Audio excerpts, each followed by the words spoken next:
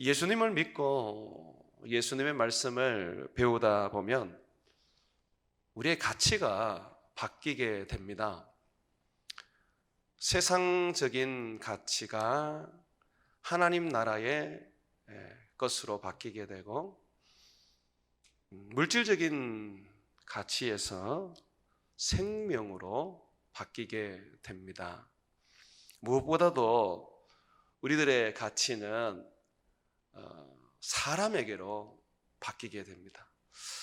내가 사람에게 관심을 가지고 사람을 소중하게 여기고 사람을 축복하게 되면 여러분들은 지금 예수님으로 인하여 바뀌고 있다는 것입니다. 얼마 전 제가 이어령 교수님에 대한 소개를 했는데, 어제 이어령 교수님이 소천을 하셨습니다. 88세의 나이로 하늘나라로 가셨는데, 언론에서 그분의 생애를 다루기도 하면서 아주 그분의 칭찬에 대한 부분들을 많이 쏟아내고 있습니다.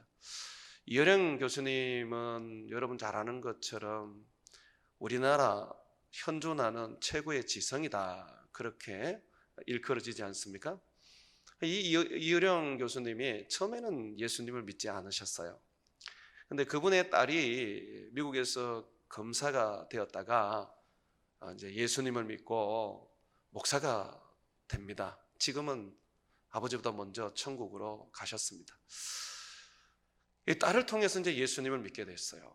딸을 통해서 이제 예수님을 믿게 됐는데, 그때의 나라가 깜짝 놀랐죠. 최고의 지성이라고 칭찬하는 이어령 교수, 노무현 정권 때에 문체부 장관도 하시고 88 올림픽 때 개막식을 다 구상해서 만드신 분이지 않습니까? 개막식에 보면 이 굴렁쇠 굴러가도록 하신 것도 그분의 아이디어라고 그래요. 근데 그분이 이제 예수님을 믿고 이제 세례 받는 날 신문에 이런 기사가 실렸습니다. 지성에서 영성으로. 이분이 이제 지성만 추구하더니 이제 영성으로 폭을 넓혔다라고 이제 말하기 시작했습니다. 이제 그분이 그렇게 예수님을 믿으면서 많은 분들에게 귀감이 되셨습니다. 그리고 저렇게 예수님을 믿으면 너무 아름답구나. 이 지성인이신 이어령 교수도 신을 찾고 예수님을 믿는 거 보니까 우리도 예수님을 믿자. 이런 일들이 많이 일어났습니다. 이분이 이제 최근에 이제 인터뷰와 책에서 이런 이야기를 하셨습니다. 무슨 얘기를 하셨냐면, 저는 이제 예수님을 믿고 난 다음에 가치가 바뀌었습니다. 제가 예수님 믿기 전에는 저는 물질 자본주의였습니다. 그런데 예수님을 믿고 난 다음부터는 생명 자본주의로 바뀌어졌습니다. 예전에는 보이는 거, 첨단 과학들 또는 문화들, 이런 것에 관심을 가졌는데, 예수님을 믿고 나니까 사람에게 관심이 쏠리기 시작하고 사람의 중요성을 알게 되었습니다. 앞으로 세상은 더 좋아지기 위해서는 물질에서 생명으로 바뀌어야 될 것입니다. 산업도 생명산업이 많이 일어나는데, 아마 이 생명산업은 돈에 의한 산업이 아니라 사람을 위한 산업이 되어야 될 것입니다 라고 하셨어요. 이어령 교수님의 이 생명 자본주의라는 어떤 이 부분이 신문에도 잠시 실리기도 했는데요. 그렇습니다, 여러분. 우리가 예수님을 믿고 예수님의 제자로서 예수님의 말씀을 배우게 되면 우리의 가치가 사람에게 있어지게 되고, 또 우리의 관심이 생명에 있어지게 되어 있습니다. 예수님이 이 땅에 오신 목적을 예수님은 이렇게 말씀하셨습니다. 요한복음 10장 10절에 보게 되면, 내가 온 것은 양으로 하여금 생명을 얻게 하고, 생명을 얻게 한다 그랬어요. 그리고 그 얻은 생명을 더 풍성하게 하려 함이라. 예수님은 우리에게 생명을 주시기 원하십니다. 그리고 그 얻은 생명이 날로 날로 더 풍성해지기를 원하는 것이죠. 성경의 구약의 에스겔서에게 보게 되면 뼈가 가득한 골짜기가 하나 나옵니다. 그 뾰족한 골짜기에 하나님이 선지자 에스겔을 데리고 가셔서 이런 말씀을 하십니다. 이 뼈들이 살겠느냐? 이 선지자가 뭐라 그러냐면 주님이 아십니다.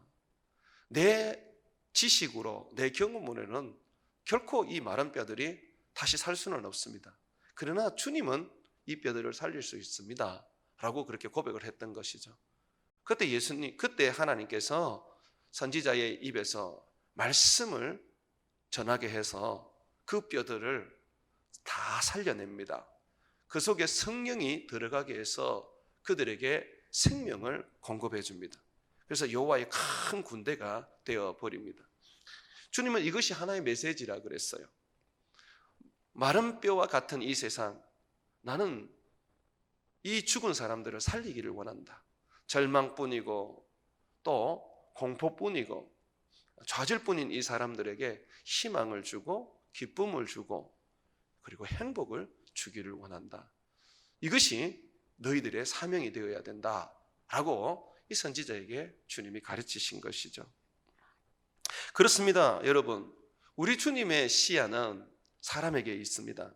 우리 주님이 이 세상을 만들어 놓고 이 세상 가운데 가장 가치 있게 주님께서 가치 있게 여기시는 것이 바로 사람입니다. 오늘 여러분 이 요셉을 보시면 요셉이 두 아들에게 이름을 붙이는 내용이 나옵니다. 우리는 여기에서 요셉이 어떤 가치를 붙잡고 사는지를 볼 수가 있습니다. 요셉은 부잣집에서 태어나서 호화호식을 하며 부자 아빠의 사랑을 받으며 17세까지는 부족함 없이 살았습니다.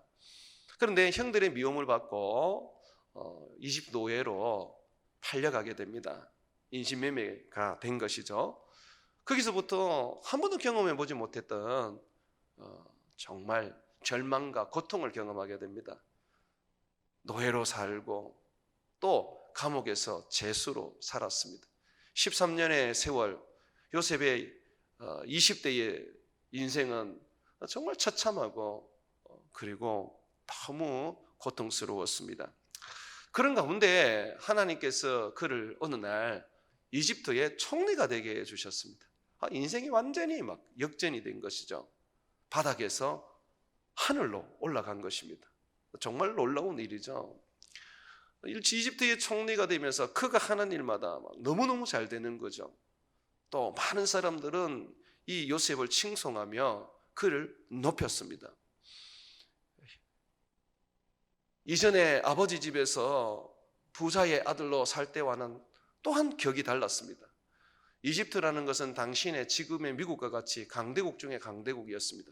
거기에서 최고의 권력자, 왕과 같은 그런 권력을 가지고 있는 사람이 되었습니다. 얼마나 성공한 사람입니까? 그래서 그런지 그는 둘째 아들을 낳고 난 다음에 이렇게 이름을 짓습니다. 52절에 보십시오. 차남의 이름은 에브라임이라 하였으니 하나님이 나를 내가 수고한 땅에서 번성하게 하셨다 함이었더라. 이 에브라임이라고 이제 둘째 이름을 짓는데 하나님 나를 번성하게 해주셨다. 정말 하나님 번성하게 해주셨죠. 노예와 또는 지하 감옥에 정신 감옥에 수용되어 있던 이름 없는 죄수였는데 지금은 이집트의 총리가 되어서 절대적인 권력을 가지게 되었으니 얼마나 큰 번성함을 가졌겠습니까? 그런데 이 말씀을 우리가 참 깊이 들여다보면 요셉이 자기가 바닥에서 성공한 것을 지금 얘기하는 게 아니라는 걸 알 수 있습니다. 이 번성함이 이집트 총리가 되어서 막강한 권력을 가지게 된 것을 말하는 게 아닙니다. 그러면 이 번성은 뭘 이야기하느냐면 하나님이 자기에게 또 하나의 아들을 더 주셨다는 것입니다. 에브라임이라는 이 단어를 히브리의 뜻으로 살펴보게 되면 두 배로 풍성하게 하심이라는 거거든요. 하나님이 두 배의 복을 주셨다는 겁니다. 요셉이 총리가 된 게 두 배의 복입니까? 아닙니다. 오늘 말씀을 가만히 보게 되면 요셉은 총리가 되고 난 다음에 아들을 하나 놓습니다. 이 첫 아들은 므낫세예요. 그리고 둘째 아들을 놓는데 이 둘째 아들은 에브라임입니다. 이 둘째 아들의 이름을 이 두 배의 축복이라고 지었던 것은 하나님이 나에게 아들을 하나 더 주셨다는 겁니다. 처음에 하나 주셨는데 하나님은 두 배로 내게 주셨구나. 요셉은 총리가 되어서도 이집트의 어떤 그 화려한 그런 자기의 권력이나 또 물질이나 거기서의 누리는 어떤 명예가 그의 창성함과 번영을 말해주지 않았습니다. 그에게 있어서의 번영은 하나님이 주신 생명이었습니다. 자기 몸을 통하여 태어난 자녀였습니다. 우리가 첫째 아들의 이름을 지었을 때도 보면 이 요셉이 이 생명을 통해서 자기를 통하여 주신 자녀, 이 사람을 통해서 얼마나 그가 큰 위로를 받고 또 큰 은혜를 받고 있는지를 고백하는 부분을 볼 수가 있습니다. 한번 51절을 보십시오. 요셉이 그의 장남의 이름을 므낫세라 하였으니 하나님이 내게 내 모든 고난과 내 아버지의 온 집의 일을 잊어버리게 하셨다 함이라.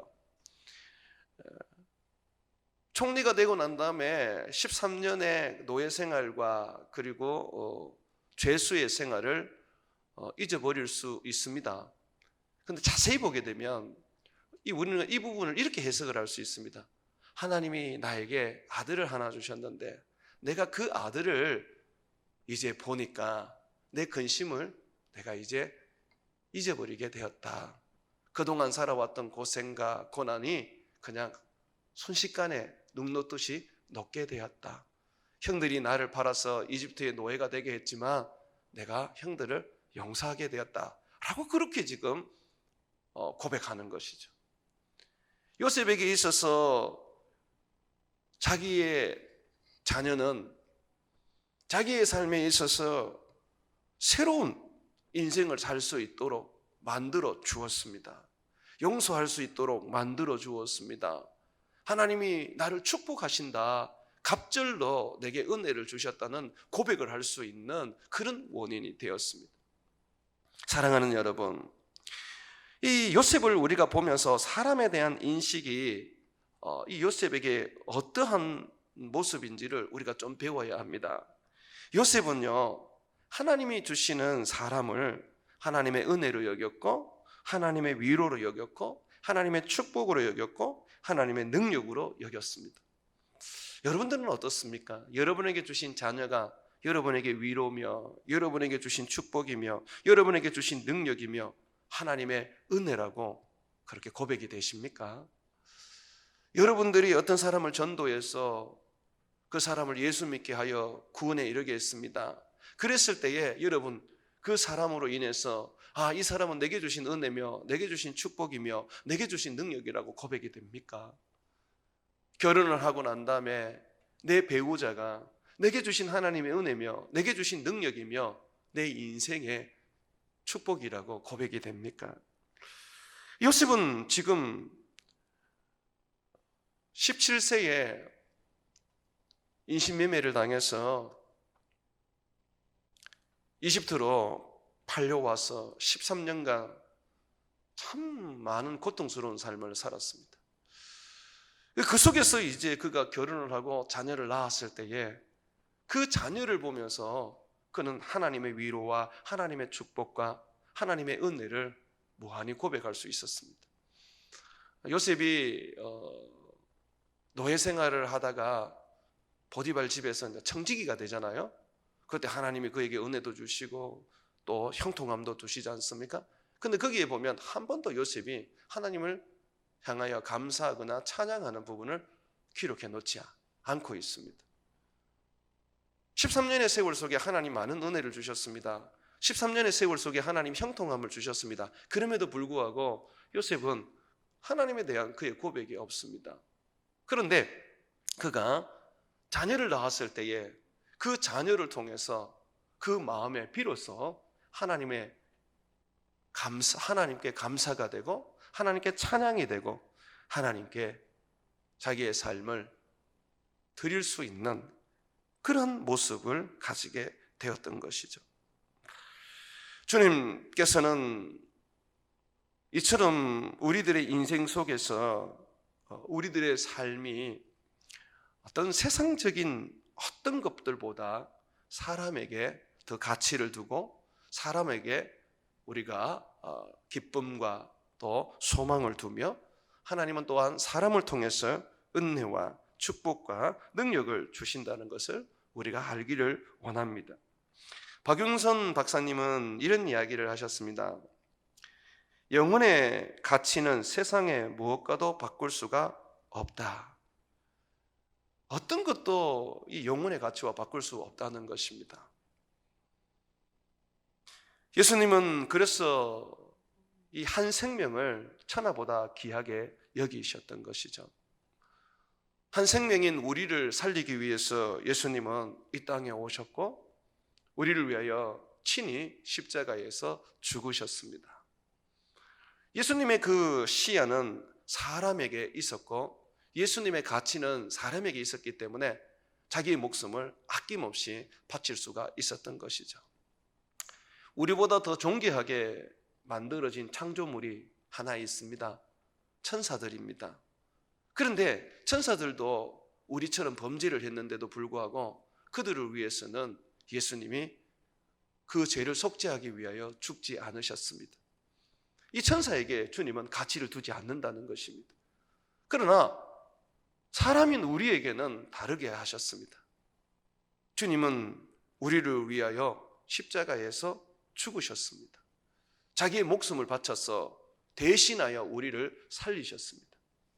우리가 그만큼 우리 주님에게는 자기 목숨보다 더 소중한 가치라는 것이죠. 시편 8편 4절에서 5절에 보게 되면 사람이 무엇이기에 주께서 그를 생각하시며 인자가 무엇이기에 주께서 그를 돌보시나이까. 그를 하나님보다 조금 못하게 하시고 영광과 존귀의 관을 씌우셨나이다 라는 고백이 있습니다. 주님께서 인간이 범죄하고 주님을 배신해서 주님을 대적해서 악을 행하여 지옥으로 들어가게 되었지만 그러나 그들을 생각하시고 주님은 그들을 위해서 예수님을 잠깐 천사보다 못하게 하셔서 우리를 위하여 대속물로 죽게 하셨다고 합니다. 이 부분을 제가 조금 더 설명을 해드리겠습니다. 히브리서 2장을 한번 펴보십시오. 신약 성경 히브리서 2장을 펴보시면 히브리서 2장에 주님이 얼마나 우리를 소중하게 생각하는지 사람에 대해서 어떤 가치를 두고 있는지를 우리가 좀 볼 수가 있습니다. 히브리서 2장 9절 말씀입니다. 오직 우리가 천사들보다 잠시 동안 못하게 하심을 입은 자 곧 죽음의 고난 받으심으로 말미암아 영광과 존귀로 관을 쓰신 예수님을 보니, 자, 예수님을 보니까 이 땅에 오신 예수님, 멸시와 천대를 받으시고 십자가에서 죽으신 예수님, 죽음에서 다시 살아나셔서 왕관을 쓰신 이 예수님을 보니 이를 행하심은 하나님의 은혜로 말미암아 모든 사람을 위하여 죽음을 맛보려 하심이라. 예수님께서 이 땅에 오셔서 고난받으시고 멸시받은 것은 모든 사람을 위하여 죽음을 맛보기 위한 것이라고 말했습니다. 왜 예수님은 우리의 죽음을 맛보셨습니까? 예수님은 친히 우리의 죽음을 맛보시면서 죽음 아래에 있는 우리를 능히 구원하실 수 있기 때문이시죠. 또 한번 보십시오. 14절에 보면 자녀들은 혈과 육에 속하였음에 그도 또한 같은 모형으로 혈과 육을 함께 지니심은 죽음을 통하여 죽음의 세력을 잡은 자 곧 마귀를 멸하시고, 예수님께서 우리같이 혈과 육을 입고 인간이 되신 것은 죽음의 세력을 잡은 마귀를 멸하려고 오셨다는 것입니다. 이 죽음의 세력을 잡은 마귀를 멸했으니 이제 죽음이 우리를 사로잡지 못합니다. 우리를 지배하지 못합니다. 그래서 우리는 예수님의 죽으심으로 말미암아 죽음에서 생명으로 옮겨진 것입니다. 또 한번 보십시오. 15절에 또 죽기를 무서워함으로, 이게 사람의 지금의 본 모습 아닙니까? 한평생 매여 종로하는 모든 자들을 놓아주려 하심이라. 죽기를 두려워하고 한평생 사탄의 종이 되었어요. 또는 사탄이 사용하는 도구들의 종이 되어서 평생을 억압 속에 살았었는데 그들에게 자유를 주게 하려 하심이라 그랬어요. 이어령 교수님이 이제 암에 걸려서 치료를 받는 중에 그분이 항암 치료를 거절하고 그저 자연적으로 그렇게 죽기를 소망하셨습니다. 사람들이라면 누구나 이 암을 치료하고자 합니다. 나이가 80이 되든 90이 되든 죽음에 대한 두려움 때문에 고침받고 싶어 합니다. 그런데 이어른 교수님은 그냥 죽음을 선택을 하셨습니다. 그래서 신문에 이렇게 이야기를 하더라고요. 제가 어제 저녁에 신문을 보니까 죽음을 두려워하지 않던 사람이다. 그 예수님을 믿는 사람들이 그런 사람들입니다. 예수님으로 말미암아서 우리는 죽음을 이기게 되는 것이죠. 자, 그러면서 여러분 한번 보십시오. 18절에 이는 확실히 천사들을 붙들어 주려 하심이 아니요 오직 아브라함의 자손들 우리들을 붙들어 주려 하심이라. 우리를 붙들어 주기 위해서 예수님이 이 땅에 오셨다는 것입니다. 죽으셨다는 것입니다. 자, 이토록 주님은 사람을 살리는 일에 있어서 자기의 목숨을 거셨습니다. 여러분, 이 사람은요, 이 세상을 능히 바꿀 수도 있고 또는 세상을 능히 멸망시킬 수도 있습니다. 지금 러시아와 우크라이나의 그 전쟁, 푸틴에 의해서 일어났지 않습니까? 푸틴은 러시아 사람들이, 그 백성들이 아무리 반대를 해도 그는 전쟁을 지금 시작했습니다. 그 한 사람으로 인해서 우크라이나에 있는 모든 사람 다 죽일 수 있습니다. 뿐만 아니라 거기에서 더 욕심을 가지고 유럽을 치고 3차 대전을 일으킬 수 있습니다. 사람 한 사람 때문에 죽게 되는 것이죠. 그런데 요셉은 이집트의 노예로 팔려갔던 요셉은 총리가 되어서 7년의 대흉년을 이겨낼 수 있도록 정책을 펴서 굶주린 사람들을 다 살려내었습니다. 사람이 이만큼 가치가 있습니다. 죽일 수도 있고 살릴 수도 있는 것이죠. 세계적으로 위대한 복음 전도자라고 하면 무디를 꼽습니다. 우리나라도 무디의 영향을 받았습니다. 1900년도 세워졌던 평양신학교, 수많은 선교사들, 미국의 젊은 선교사들이 와서 우리나라에 복음을 전했는데 그분들이 있지 않습니까? 전부 다 무디의 영향을 받았습니다.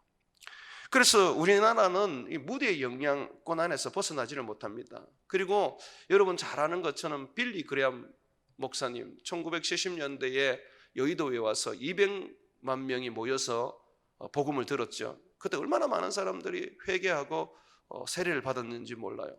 당시에 기독교인이 300만 명이라 그랬으니까 200만 명이 모였다는 것은 굉장한 어떤 모임이었거든요. 그래서 세계의 빅뉴스가 되기도 했어요. 그런데 이 빌리 그레함도요, 무디가 전도한 사람에 의해서 전도를 받았습니다. 이 무디는 그러면 어떤 사람이었습니까? 이 사람은 배운 게 없습니다.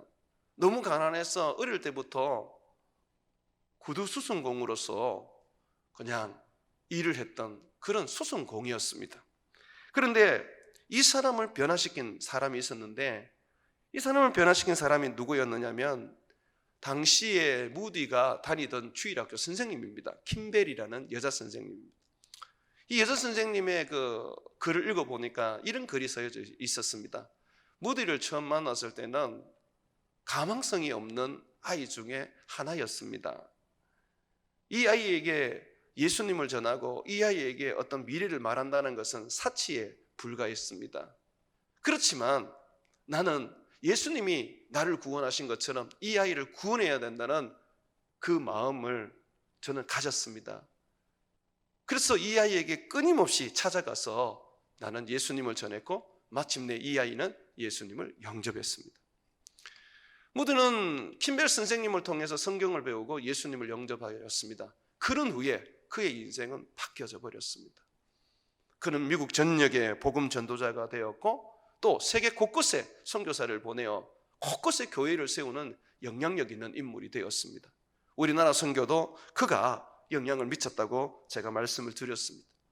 그를 이어서 지금은 돌아가셨지만 얼마 전까지만 해도 최고의 전도자라고 했던 이 빌리 그레함까지 나왔던 것이죠.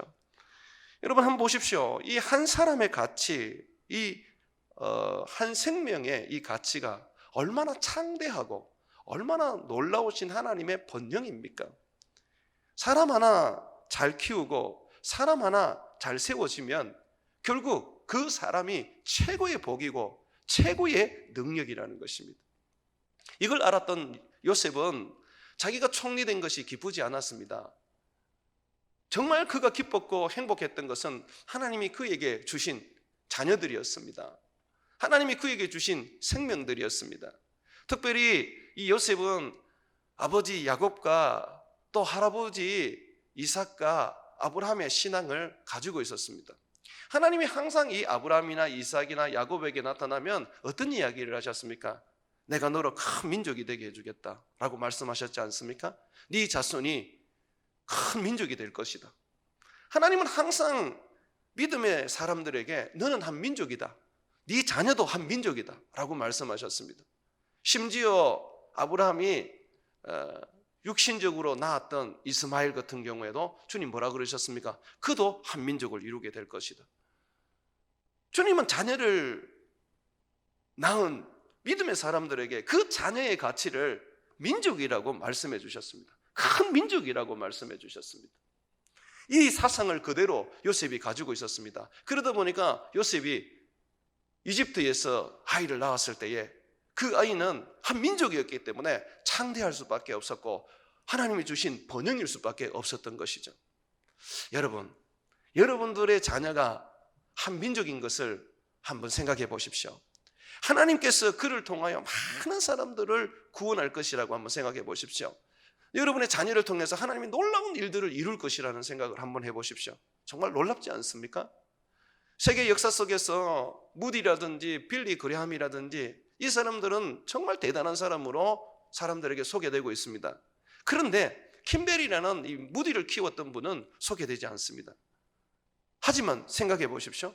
킴벨이 아니고서야 어떻게 무디가 생길 수가 있겠습니까? 그렇다면 이 킴벨은 무디를 키울 때에 한민족이라고 생각은 못했을 수도 있지만, 그렇지만 이 킴벨이 구두순순공이었던 이 무디의 한 사람에게 마음을 쏟았을 때 하나님은 이 킴벨을 통해서 한민족, 나아가서 많은 민족들을 구원할 수 있는 큰 인물이 되게 해주셨던 것이죠. 다시 한번 성경을 한번 보십시오. 창세기 41장입니다. 창세기 41장 52절입니다. 차남의 이름은 에브라임이라 하였으니 하나님이 내가 수고한 땅에서, 내가 고생하고 내가 노예로 있었고 내가 감옥에 갇혔던 이 참 사막과 같은 곳에서 어떻게 번성하게 하셨다. 내게 주신 이 아들로 말미암아 하나님은 나를 번성하게 해주셨다. 이 아들이 번성인 겁니다. 2배의 축복인 것이죠. 이 요셉의 삶 속에서 우리는 우리에게 주신 생명들이 자녀뿐만 아니라 또는 내가 만난 사람들, 또는 내가 세운 사람들, 또 내가 전도해서 영혼을 구원한 그 사람들이 얼마나 하나님께서 그들을 통하여 큰 일을 이루시고 큰 나라를 세우실지 우리는 고백하고 감사할 줄 알아야 합니다. 실질적으로 예수님께서도 제자들을 기르신 후에 아버지 앞에 기도할 때에 감사의 기도를 드렸습니다. 요한복음 17장에 보게 되면 아버지여, 저들이 나를 믿습니다. 아버지께서 내게 주셨습니다. 저들로 인하여 내가 영광을 얻었습니다. 아버지께 감사를 드리는 거죠.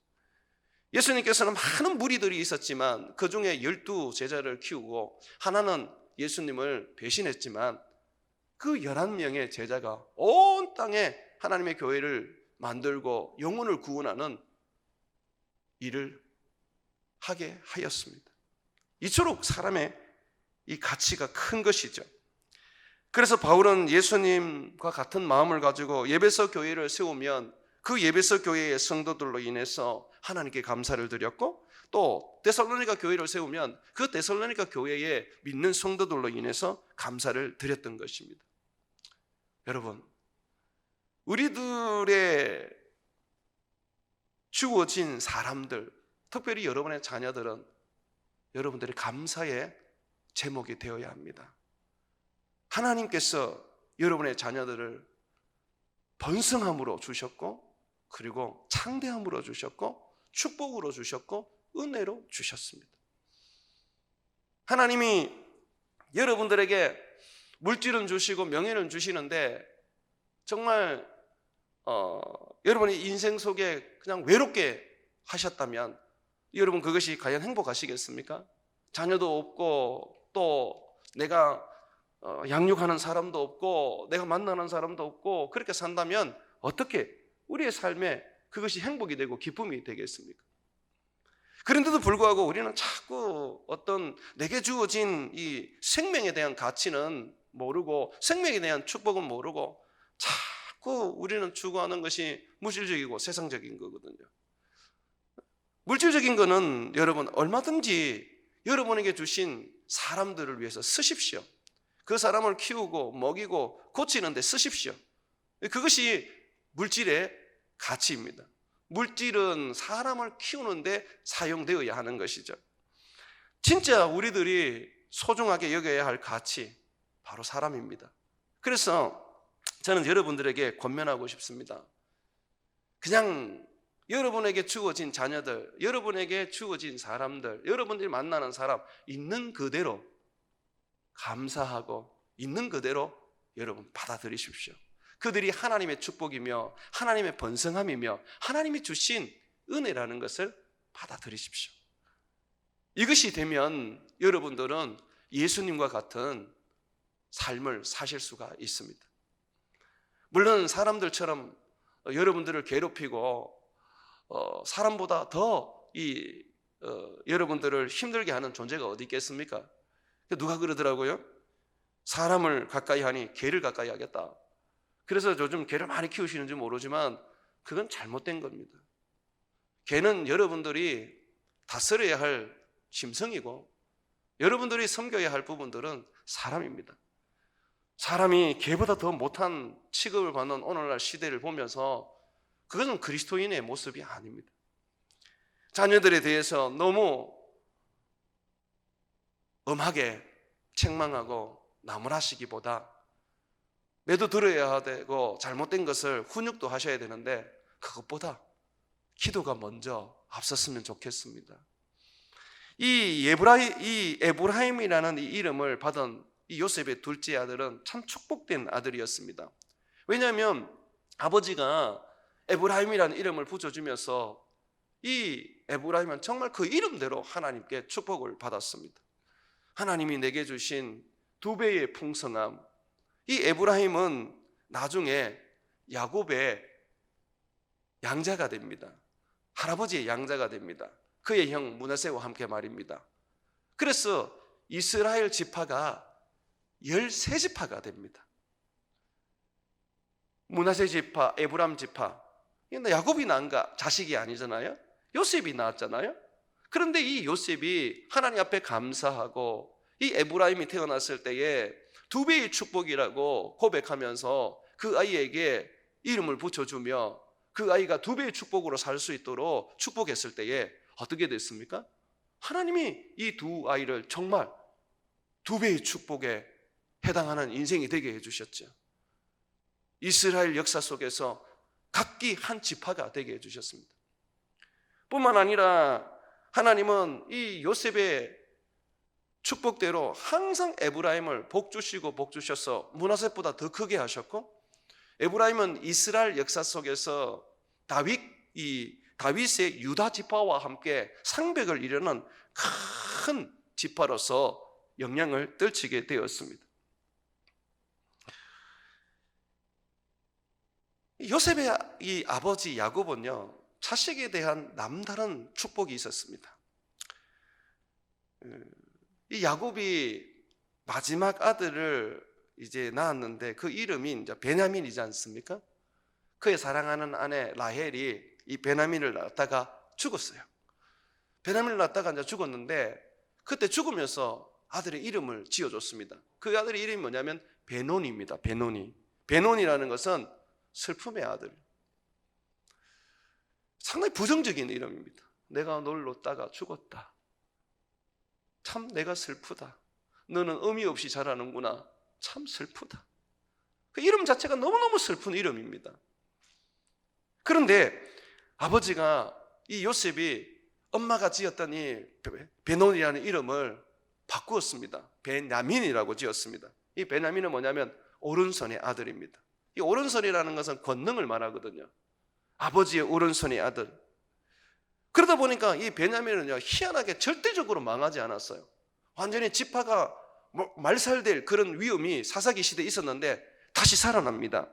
뿐만 아니라 이스라엘 가운데에 많은 민족들에 있어서 오른팔이 되었습니다. 이 다윗의 오른팔이 되었습니다. 그래서 여러분 보십시오. 이 유다라는 나라, 이스라엘이라는 나라가 이 지파로 나눠질 때 유다를 따라갔던 이 오른손이 누구였습니까? 베냐민 아닙니까? 그 이름대로 되는 거죠. 이 아이가 뭐가 될 줄 알고 그렇게 야곱은 이름을 그렇게 지었을까요? 에브라임이 뭐가 될 줄 알고 요셉은 이 아이가 태어나자 그렇게 이름을 지었을까요? 그것은 전부 다 하나님의 약속의 말씀을 붙잡고 그들이 축복한 것입니다. 내가 너를 큰 민족이 되게 하겠다.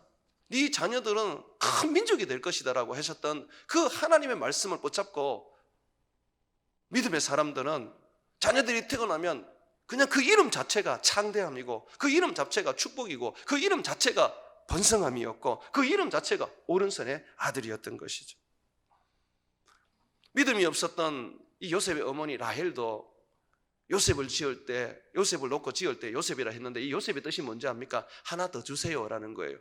그랬더니 정말 애를 잘 못 낳던 이 라헬이 요셉을 낳고 난 다음에 나중에 베냐민을 하나 더 낳지 않습니까? 우리는 믿음으로 구하고 믿음으로 선포하고 믿음으로 축복을 합니다. 그런데 그것이 그대로 이루어진다는 것이죠. 내가 내 자녀들을 학대하고 내 자녀들을 저주하고 내게 있는 사람들을 내가 미워하고 그들을 향하여서 저주를 한다면 결국 그렇게 될 수밖에 없습니다. 네가 복을 비는 자에게 내가 복을 주고 네가 저주하는 자에게 내가 저주를 하겠다고 주님 말씀하셨지 않습니까? 주님은 우리가 복의 근원이 되기를 원합니다. 복을 빌기 위해서 우리가 부름을 받았죠. 베드로전서 3장 9절에 보게 되면 악을 악으로 욕을 욕으로 갚지 말고 도리어 복을 빌라. 이를 위하여 너희가 부르심을 받았으니 이는 복을 이어받게 하려 하심이라. 복을 빌으려고 주님이 우리를 만드셨답니다. 복을 빌라고 주님이 우리를 부르셨답니다. 그렇다면 요셉의 삶은 정말 하나님의 이 부르심대로 복을 비는 삶을 살고 있지 않습니까? 여러분들도 마찬가지입니다. 여러분의 자녀들이 좀 못하고 좀 부족할 수 있습니다.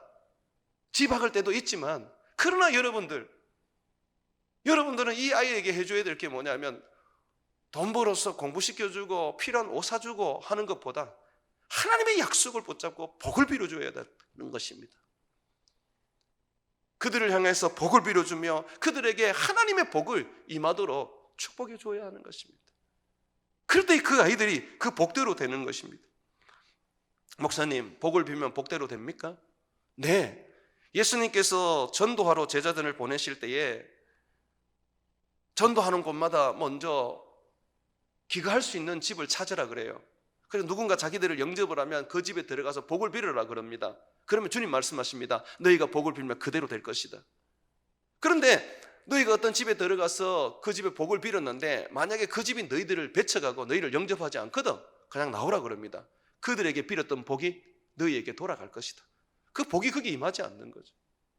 여러분 이거 믿으셔야 돼요. 복을 빌기 위해서 우리를 부르셨고 주님께서 우리가 복을 비는 곳마다 하나님이 축복해 주신다는 겁니다. 기도 많이 못하더라도 어디를 가더라도 여러분들이 복을 빌면 하나님 복을 주십니다.